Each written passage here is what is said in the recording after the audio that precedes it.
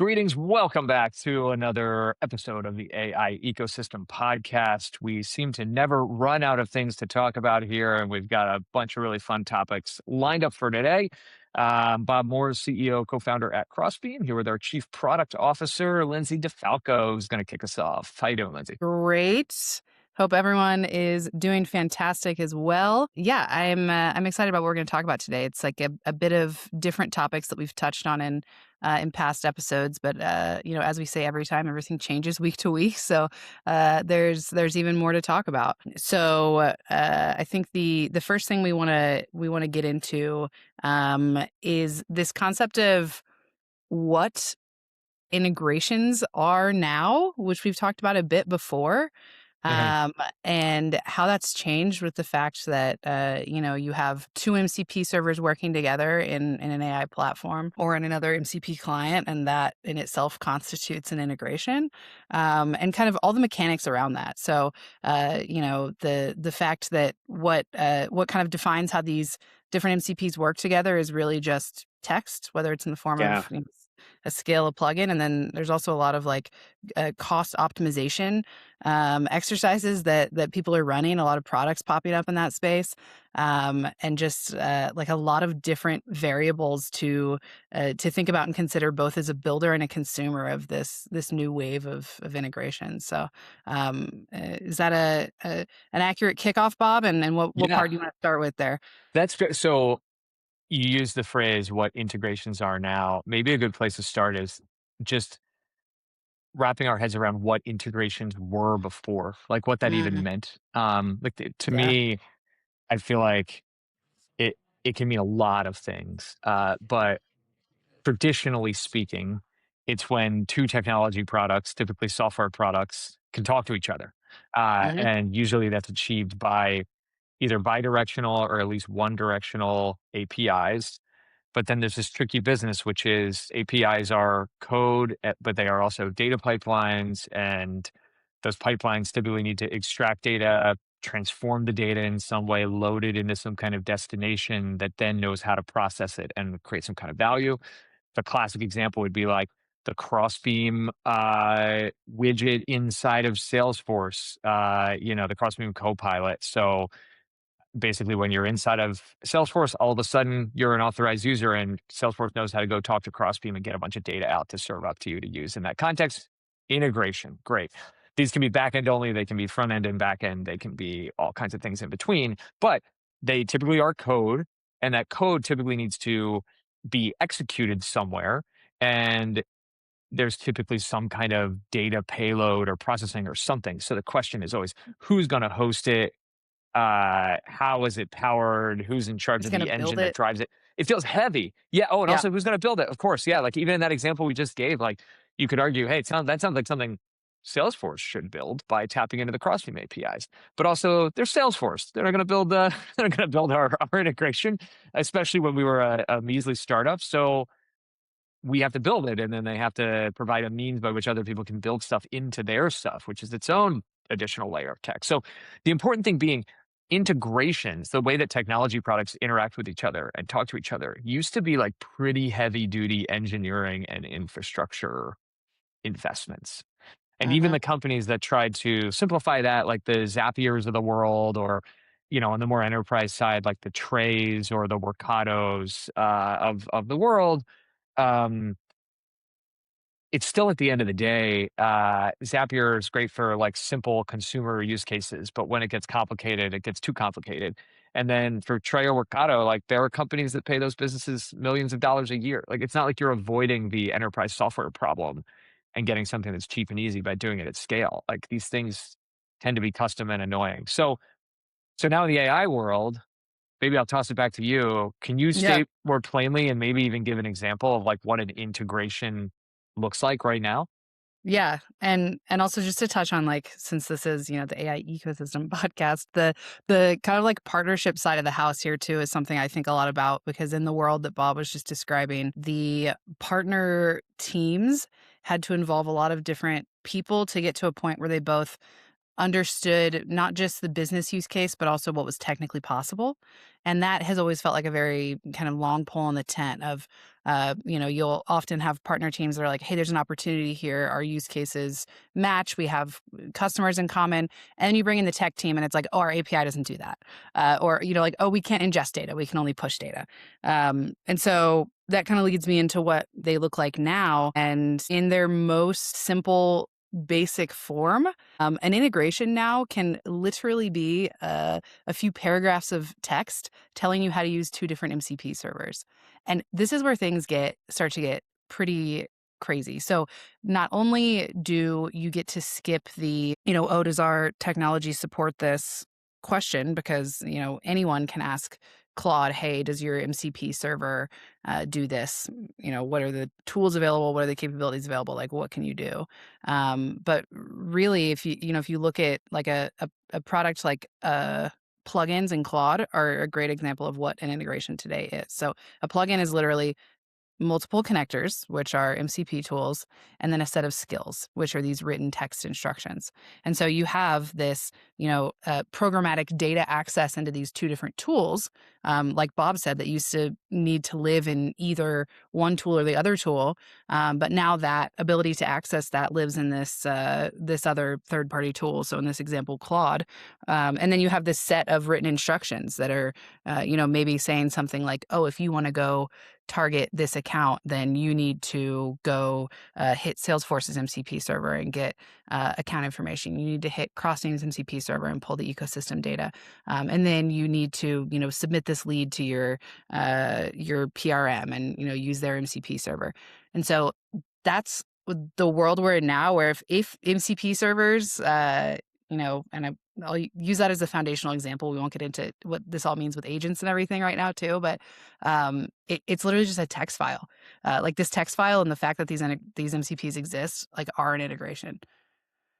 Yeah, so it's the fact that the LLMs can reason, I think gets rid of a ton of the code that, like, if you think about those ETL pipelines, the extract, transform, load, the extraction part is kind of grown out of the reasoning that the LLMs can figure out in real time around how to hit the APIs and get the data out that they need. And the transformation is also something that the LLMs are exceptionally good at doing, kind of even within their own logic layers, a lot of times without even writing code, or without writing code that is visible to the end user.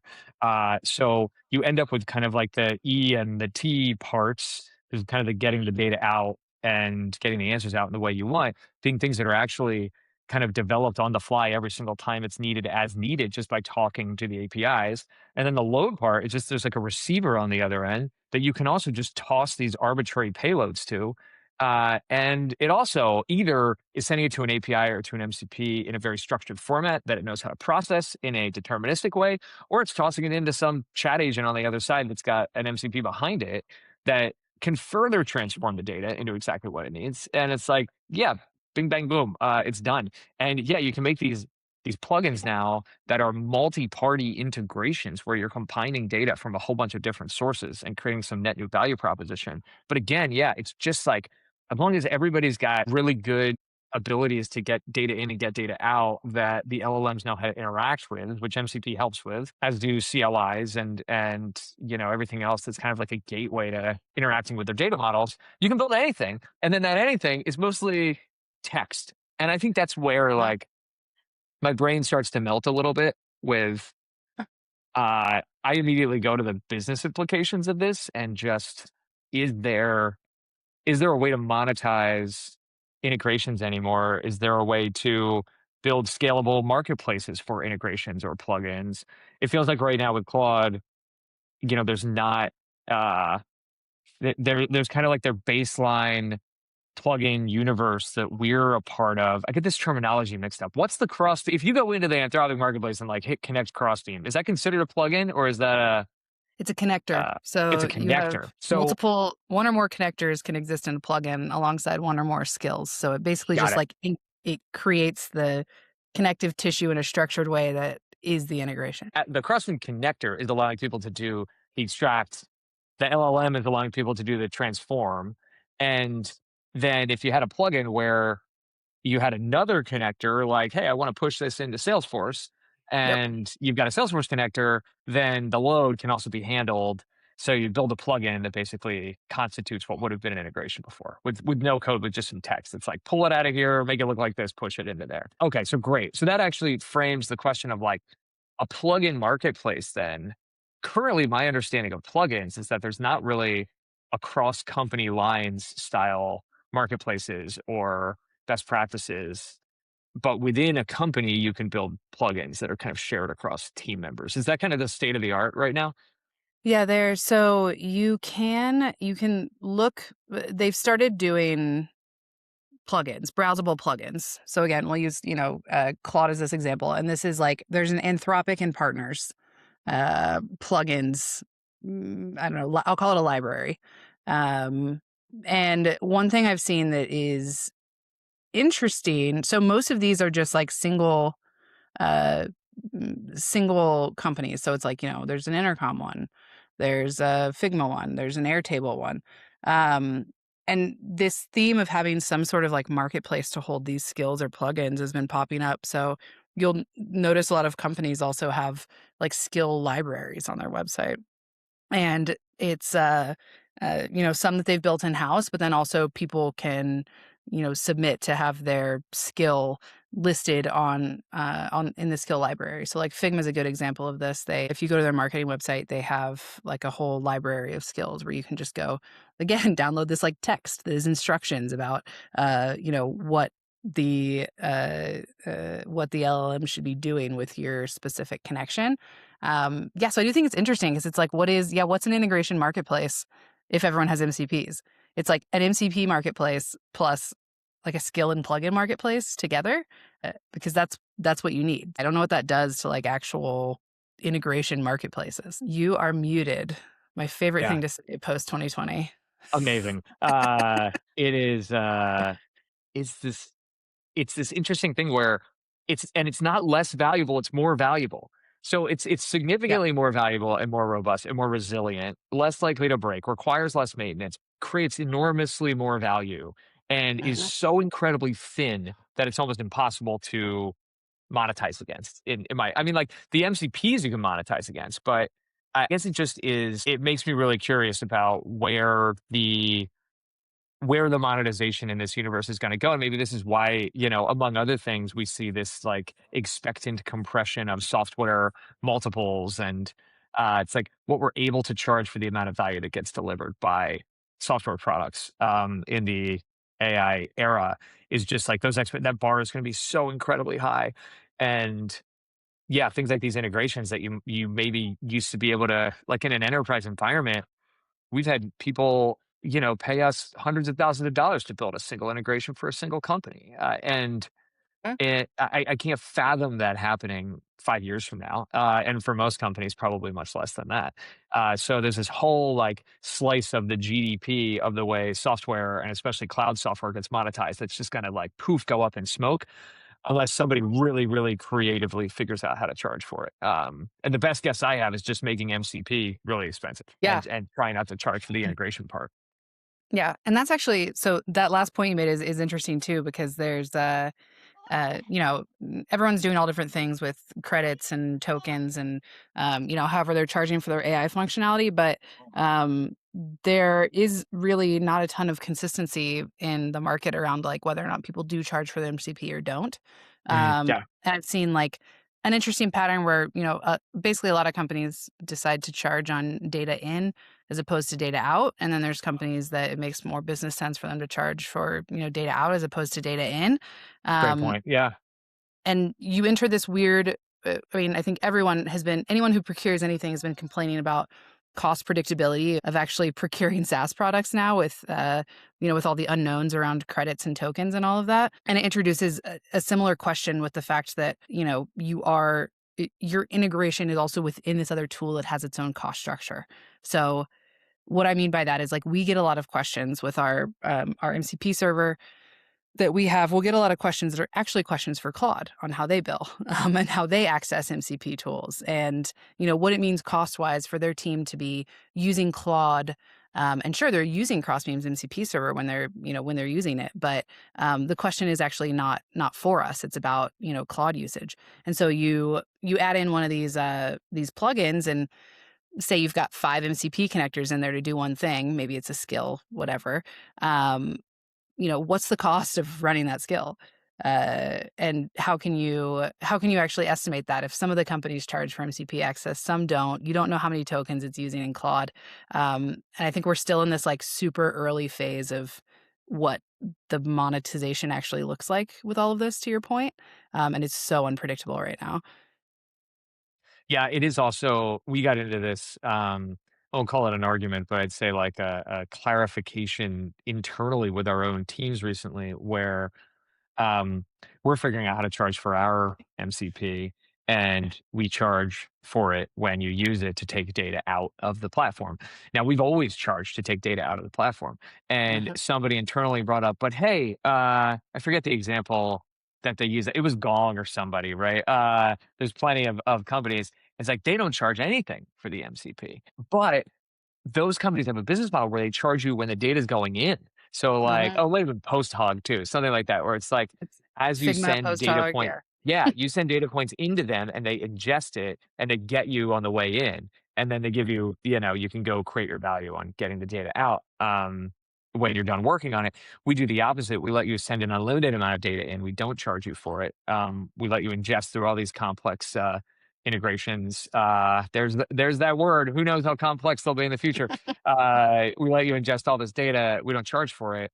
It's only when you go and actually turn it into some kind of value and pull it out downstream. So the other challenge is that there's enough confusion in the market that buyers are going to look. r- Just buyers will get less sophisticated about Uh-huh. why MCPs are being charged for by different companies than they were about why they were paying money for those companies in the first place in a pre-MCP world. And I think paying for data in versus data out versus tokens or just the amount of kind of compute that has been applied against whatever it is that you're kind of asking that platform to do. It's gonna there's gonna be a lot of head scratching conversations while everybody wraps their minds around this stuff. And Oh yeah. we're starting to feel it now, right? Which is like, do we have an Yep. announcement to make? Is our like MCP officially super live and awesome, or we just released some cool stuff? Is there we're in a zone now where the MCP is like kind of live and in prime time for Crossbeam, right? Yeah. Yeah. And I think like the questions where it overlaps with another pricing model are always interesting to me because I think those were way more isolated when it was, one-to-one integrations and it's a conversation. Like again, the partner conversation was always, okay, what tier is this on for you? Mhm. Okay, so it doesn't make sense to have this on a different tier and having the tier mismatch almost of like, oh, our free accounts can use this integration, but you have to be on a super paid tier. Um, and it's Mm. like that same thing kind of, still exists, but it's just in the cost modeling. So, looking at again, like if you're in Claude and trying to figure out, what's Claude going to charge me plus what is Crossbeam going to charge me for the MCP? Like, what does this actually like cost to roll out the tool? Mm. That I think is still like that's going to be like the trickiest thing to navigate in the market right now.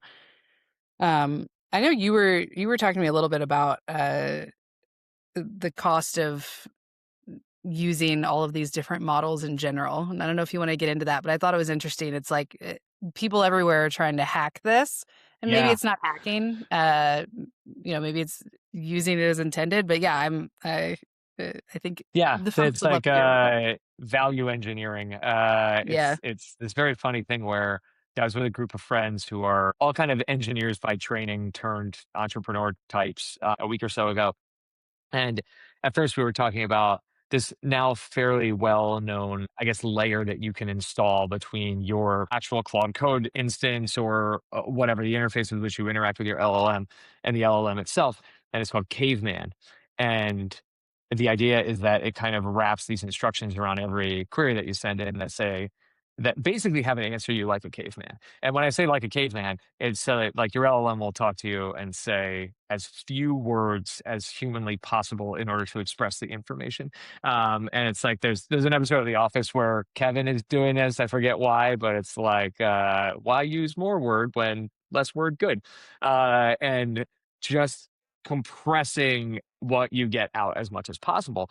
And what's interesting is that it doesn't actually impact or degrade the quality of the thought or the analysis or the conclusions that get reached by the LLM. But what it does do is cut down the number of output tokens that get generated, because what it's actually serving up to you at the end of the day as a result of its reasoning just is less because it's more condensed. And it's kind of wild. Some people see like 30% plus compression in the amount of output tokens consumed as a result of using this thing, which is pretty wild. And then interestingly, one of them brought up this thing that I was not aware of, which is that there's a plugin where uh, you can actually put it on the other side, which is in between what you type in and what actually gets sent to the LLM, that basically, without you seeing it or needing to worry about it, cavemanifies what you have typed in. So if you write some kind of big verbose paragraph that is unnecessarily descriptive or repetitive,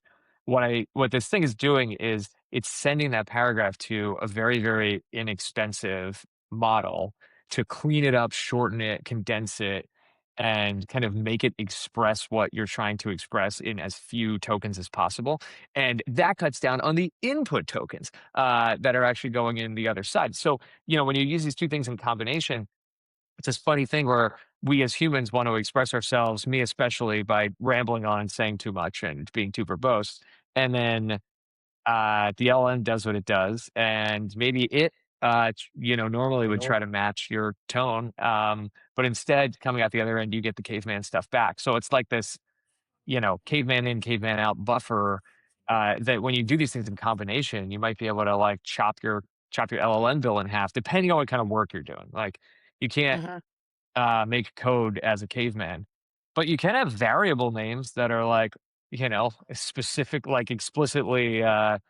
Never more than 5 characters long, and you can, do other things. The minification of code is a real thing that's been around for a while, but Yeah. now instead of bandwidth and speed reasons, it's for token consumption reasons, and, that's a pretty wild thing to think about because there's a ton of that value engineering going on. Yeah, and I think what's interesting to me about it too is, like, when we talk about, what integrations used to be and what they are now, there is a level of variability in terms of how people use it that didn't exist before. So, like, Yeah, the totally. flexibility, if you ask me how much, someone's gonna use a specific MCP tool or, our MCP server, it's like, I don't know, how do they talk to Claude?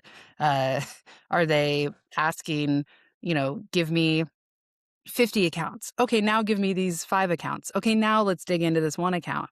It's a lot of it's just how people are interacting with these models, how they talk to them, how well it's interpreting it, how much it knows to actually hit the right tools. And some of that is, tool design as well, which I know, Bob, you went on a bit of it wasn't even a rant, whatever, like tool discovery. Oh, I yeah, forget, totally. Yeah, yeah, yeah.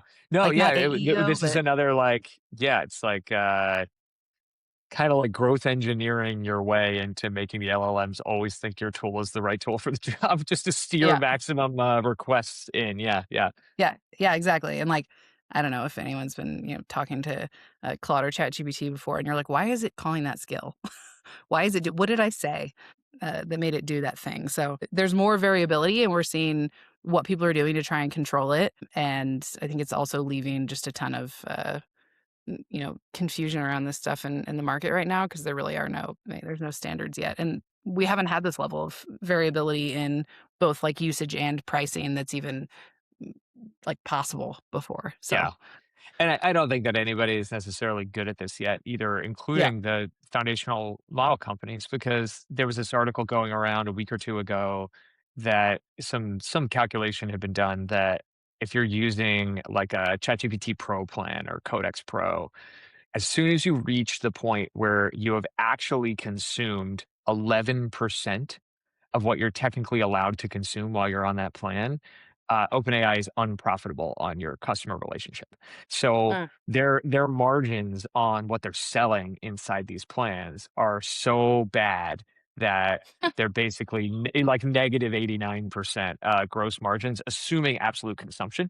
Now, because of the way they limit when you can consume tokens, and you get these 5 or 6 hour windows during which, like, if you're doing too much, you get cut off, and they assume people are sleeping, and there's all these ways in which it's very, very difficult for you to actually reach the 100% mark.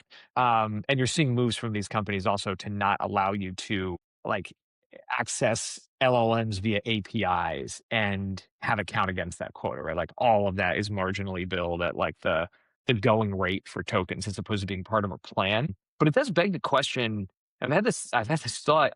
I'm sure this would be a violation of some, Anthropic's terms of service or something, and we're not doing it. If anyone from Anthropic is listening, but I was very tempted and curious about, we have so many employees that are on this Claude Teams plan, and they have a certain amount of tokens that are available every 6 hours. And a lot of them, actually, I would be so bold as to say all of them sleep every night. And there are these hours where, like, we're consuming 0% of what theoretically is available. So, how hard would it be to install something that's, like, at the application layer inside of everybody's terminal, that is like a router that sits between Claude Code or even the Claude desktop application and the actual thing that gets sent to the LLM, that goes in and basically sends requests out through different people's accounts based on who has the most quota left available. And then with any remaining tokens, like, goes and does fun generic stuff, or runs out ahead of our roadmap, or does all kinds of other kind of compute and research tasks that maybe are of commodity value but might be interesting, or move us ahead in some way. Basically, like, back in the day when you used to be able to install, like, a Chrome extension that would mine Bitcoin for you when your processor was dormant, it would just, like, pin your processor until you moved the mouse and started using your computer again. Kind of like that thing, where, especially coding projects where the context you need is usually just within the scope of the ticket or issue or pull request that you're working with. Um, it really doesn't matter that it's my Claude account that's doing it. Like, I could use anybody's, and there's probably a lot of people that aren't engineers that, in theory, have access to a bunch of tokens that could be getting used for that. So I have to wonder, um, while it's not something that I've seen be commercially available, uh, are people developing these things? Is there, like, a black market for these, like, token optimization platforms? Because what you get in your plan is extremely negative margin for the model companies. But when you blow out your numbers in your plan, you hit your weekly limit or your limit within your 6 hour window, and you absolutely need to buy more, and you buy tokens at the margin, you're paying out the nose for them. Like, the rate at which you spend money for those tokens that you're kind of paying the going rate for, as opposed to the effective rate per token you're paying from within your plan, is astronomically more. So what you really want to do is squeeze these plans for everything they're worth. And I think that's part of what I'm getting at is, like, when people run out of their planning quota, it should just be able to fall back and consume from somebody else's. And I feel like you could build software to internally route for that. Um, in the same way, by the way, there are whole companies out there now that have raised a lot of money that are helping people reduce the amount of token spend that they have overall. And I think what those companies are doing is basically just a black box of the caveman to caveman protocol, or Mm. some clever twists on it. And that's kind of funny too, and almost gets us back to our plugin discussion, where it's all just a bunch of text. Everything Yeah. that I'm even describing here, right? It's like, there's some authentication stuff and some weird security implications, and a little bit of hosting. But, like, at the end of the day, um, like, this value is just, like, having some text, an idea that's great, and some text that works pretty well, and Uh-huh. making it maybe difficult to copy, or re-implement that idea, and, like, having the best mousetrap in the moment is, like, the way you create value now, Yeah. which just makes the barriers crazy low. Yeah. Well, and it's funny, like those, I mean, I think token reduction in general will probably always be a thing. But the other more nuanced version of that that you're describing, it's like all any of these companies have to do is change their pricing model, and then it just, like, all goes out the window. So I mean, yeah, those the black Yeah. market style companies are definitely just there for very immediate opportunities. Oh But I yeah. do think all of the token reduction efforts are interesting. I mean, we've been hearing for a while. There was that some stat that came out about like how much saying please and thank you is costing in terms of Oh yeah, uh, totally. compute, and then it's That's like speaking of things that a caveman mode would probably completely eliminate. yeah. And there's all these, studies on like the tone you use like how to talk to the different models to get the most out of them. And I think a lot of them go against how people generally talk to humans, which I'm sure we'll have some big psychological study on in like 5, 10 years, uh, and the impact of that. But yeah, it feels like a similar problem, but like codified, quote unquote. Um, Yeah, which is it's like really. I feel like it will be. People talk about the Gen Z stare. I don't know if you've seen any of Mhm. that, but like, Yep, there's this yep. thing of like kids that were. The argument is kids that were raised by iPads, basically. Like, there's kind of this extremely distant. Also, COVID era. It's like COVID Yeah, during your COVID era. formative years, but like you interact with. They're all entering the workforce now with entry level jobs at your local Starbucks or even in like a office setting. And it's like, yeah, there's like this, it's like they're looking past you. It's like they're looking at Yeah, you as yeah. though you are a screen. And it's just this generational thing because of the technology that was available to that generation at the time. And I know that you might be slightly too young to be a millennial. Maybe you're like, I'm No, an I'm a elder millennial. So you're like a solid millennial. yeah, Yeah. I'm I'm almost solidly a Gen millennial. X. Yeah. But I claim millennial status to keep me young. But anyway, yeah, like I'm sure, we had our quirks too, but there will be some new generation that's coming up in this post LLM world that, yeah, they might be all walking around talking like cavemans to save tokens and interacting with each other, because that is just the way that you end up learning to interface Yeah, with stuff. So instead of staring at an iPad, it is interactive, but yeah, maybe you end up a lot more curt, yeah, and we all end up sounding like and talking like ChatGPT. There's a lot of M dashes are going to be going around in the yeah. future. Oh, there's like a meme going around that's like, I'm gonna start talking to my partner like ChatGPT, and the example is that one person is like, "Hey, did you unload the dishwasher?" And the person responds, "Yes, I unload the dishwasher." And they're like, "Well, the dishwasher isn't unloaded." And the person responds, "You're right to challenge that." And turns out I didn't unload the dishwasher, and that's on me. Uh, so it's already taking over. There's also I like, feel really bad about not doing the dishes, so I've gone out and bought 7 new dishwashers, yeah, and they will arrive. yeah. I've thrown away our current dishwasher; it can't be recovered, uh, You're right but to I have challenge procured several new ones. Yeah, that. Yeah, there's also like we haven't ever really touched on this stuff a lot on the podcast, but there's also an interesting confirmation of existing biases that exist because of the fact that all of these models are trained on existing data and patterns. And so one thing I'm actually really interested to see what it looks like, in like 5 to 10 years is just like the gender biases that are baked into it. I read this like think piece the other day where somebody was editing their resume, and they're a woman and their resume has like a very like female gendered name, and it was editing it as such, and then they created a new account and they changed their name from like Jennifer to James, did the exact same resume, and it was completely different. And like all of the huh? language was like Interesting.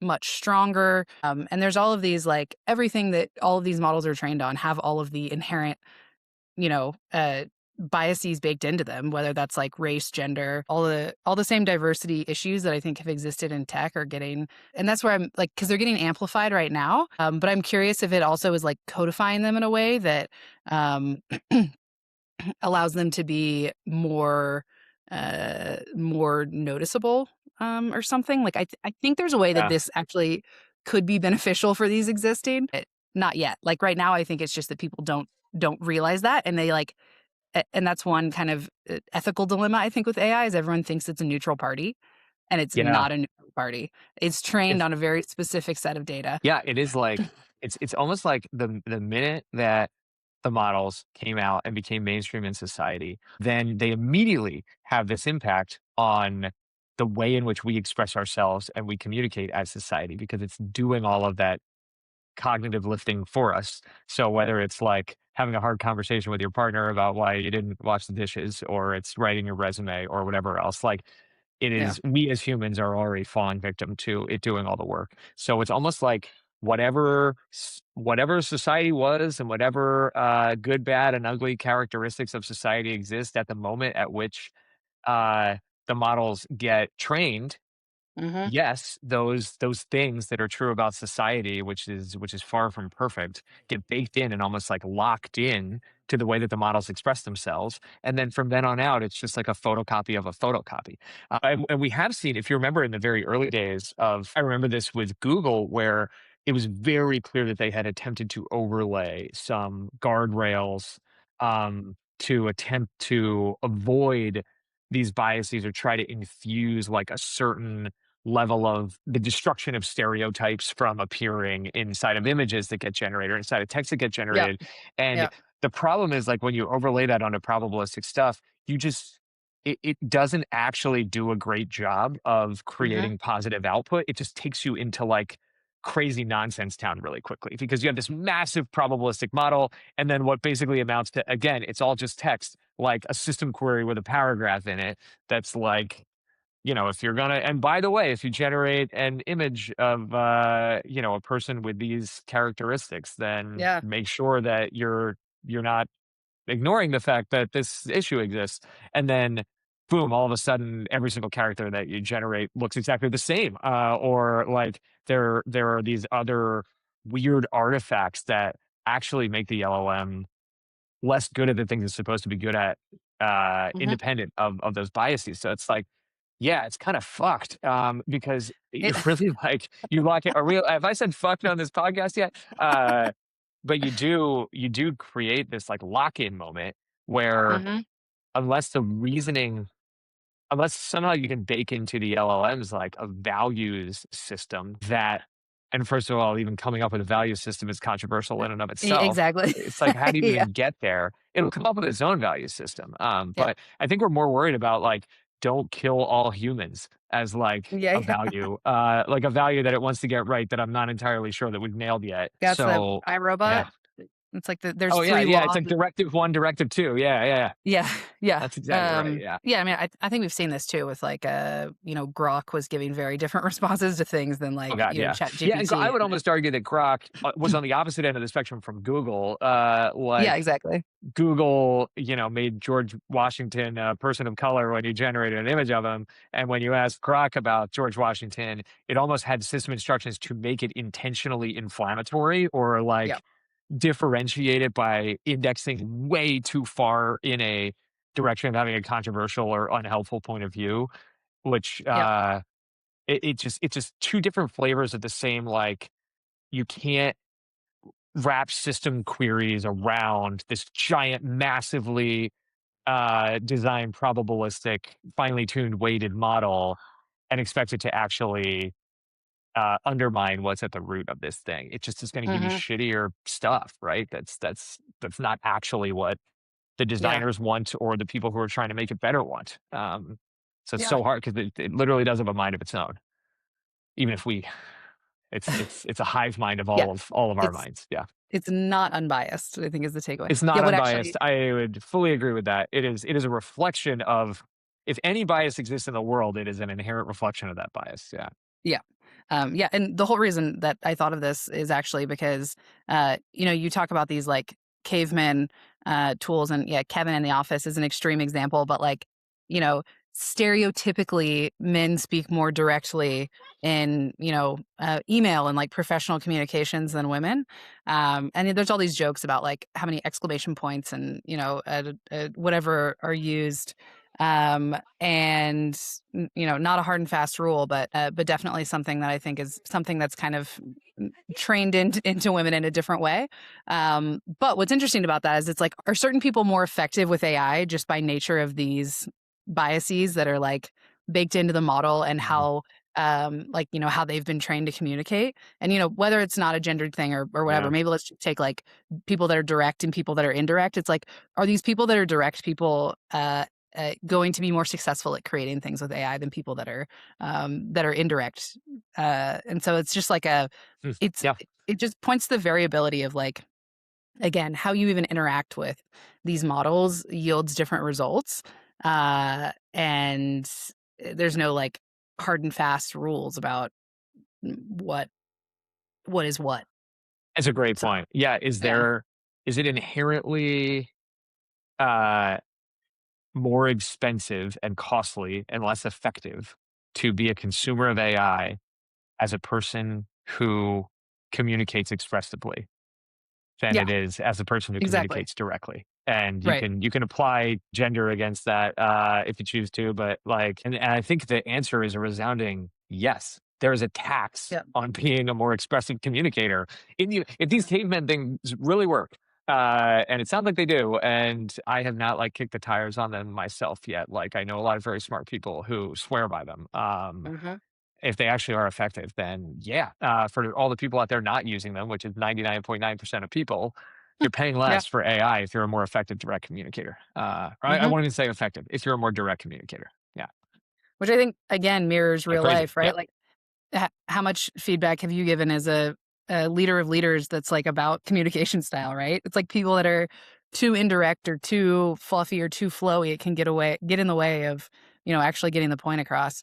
Um, so it is yet again modeling real life of like the way that you communicate is important, and yeah, that's I like, agree. yeah. I think it's like going back to one of the things that I have always loved doing in building companies is writing. And it's this weird, like, quasi right-brained skill set in a extremely left-brain oriented, career that I've had. And if I had to throw away all my skills except for one right now, I think I would keep my writing, because I think it's actually the thing, um, the ability to kind of wrap your head around how to express complex ideas really effectively and kind Mhm. of parse written word in such a way where you get the knowledge and value out the other end is kind of the new old superpower. Like what's old is new again. Mhm. And we used to have to express these things in code and in math and other things in order to innovate and invent. And we don't have to anymore. And in fact, like the written word is like the most powerful coding language right now, which is kind of wild. Like liberal arts folks, like here we come. It's the end Yeah. of the day in the sun. Yeah, Well, and it's like, I was actually thinking about this a lot lately with, writing output from AI. And it's interesting to me because a lot of people just like unabashedly post just like raw, like Claude outputs. And I, I think it's still a very opinion specific thing on like when that's okay and when that's not okay. yeah. Uh, and I was telling somebody I was working on something that I sent you, Bob. It's like like a memo that I was writing. And I was like, oh yeah, and I use Claude, and they were like, oh, you used AI to write a memo. I was like, I think Bob would be disappointed if I didn't use Yeah, if I get Claude. anything that's longer than 2 paragraphs and I find out somebody wrote it by hand, I'm like, Yeah, "Wait, did you break out the chisel and the stone while you were at it?" right. Eh, Yeah. But I still have this inclination to go through and make it not sound AI. Oh, Um, sure. Yeah, yeah. and Mhm. I've seen like memos from CEOs about whatever they're doing strategically at their company, and I'm like, this literally just reads like you just spit it out with Yeah, zero review. And so, it's like, what is the art of writing? I think it's still like a split opinion on whether or not people care if it's, like I don't care if some people send me straight Claude output stuff if it's we're just like trying to get something done, whatever, don't rewrite it. yeah. Um, but it's like there's this kind of unspoken rule set that is going to differ at different companies and different use cases on like when it's appropriate to do that and when it's not. And is Claude going to get good at mimicking that? AI model is going to get good at mimicking that, and then you have to like redo how you talk, and uh, uh, I don't know. Yeah, I think it just shifts the burden of communication onto the logic behind why certain hard decisions, like what are the hard, non-obvious parts of this, and how do we reason out how to arrive at them? Because it's one thing to have Claude just spit out a memo that gives you like a strategic direction.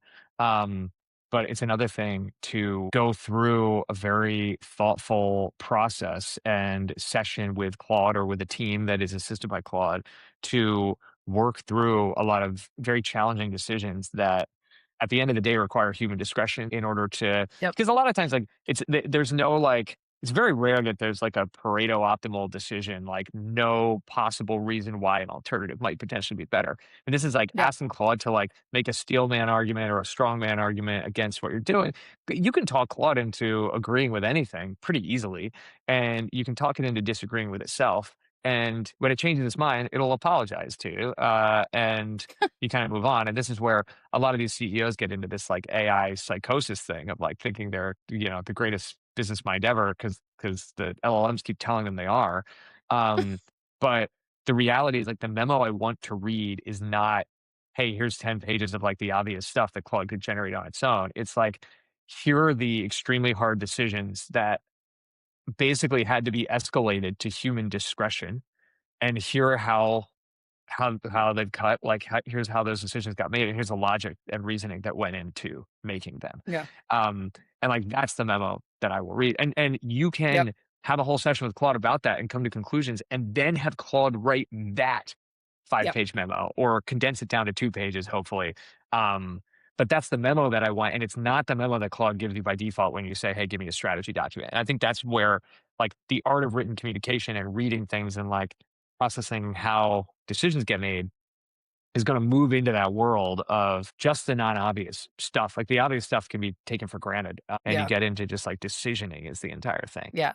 Yeah, that's a great point. The number of times that I'll be, working on something and it'll come back with like, what direction do you want to take this? We can do A, B, or C. I recommend A. I think I disagree with it like 90% of the time. Yeah, I'm like, no, yeah, let's do C. Yeah, so that is and yeah, like, with this memo thing I was creating, I was like, it didn't take me 5 minutes. It still took me a good amount of time to for work sure.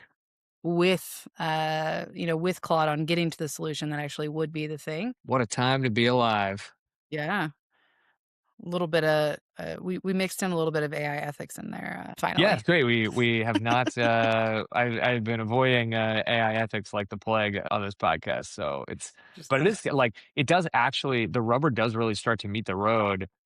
It's a very organic way. That's, like, super, super relevant here as we start to talk about, like, yeah. the nexus of communication and where humans continue to fit in, and, what it means to effectively use these things, and how the nature of you and your identity as a human, uh, may be a direct input as to whether or not you're naturally Uh-huh. inclined to be successful in doing that or be, like, best in class in doing that.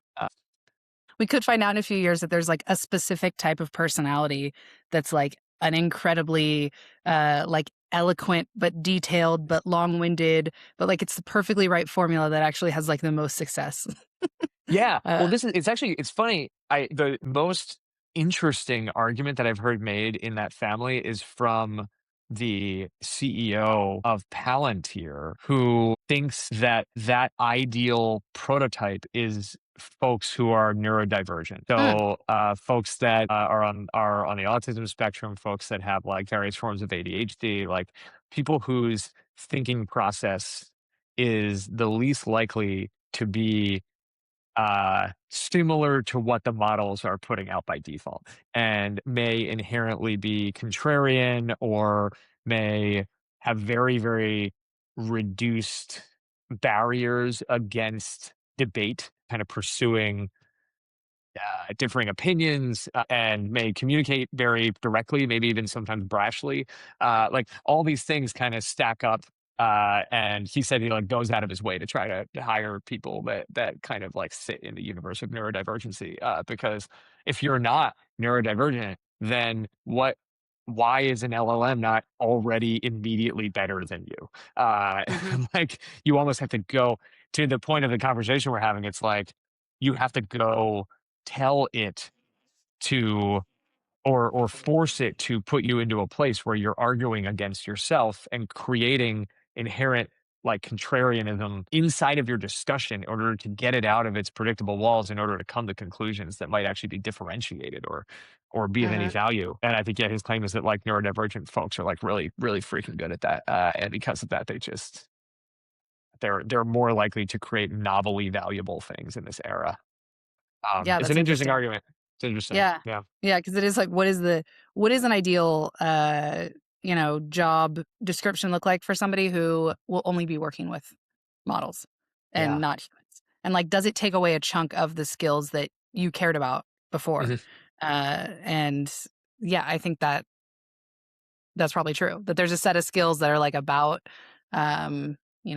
whatever it is that has to do with human Yeah. interaction, that probably change drastically if you just want somebody making decisions, with a model, and there's like less human interaction, Yeah. which just sounds super depressing because less human interaction always sounds super depressing. Yeah. But like Uh, it's it's not no human interaction yet. So there we yes. go. Yeah. As long as there are humans left, I think I'll take I'll take it as And a on that win. Yeah. positive note. Hey, there we go, everybody.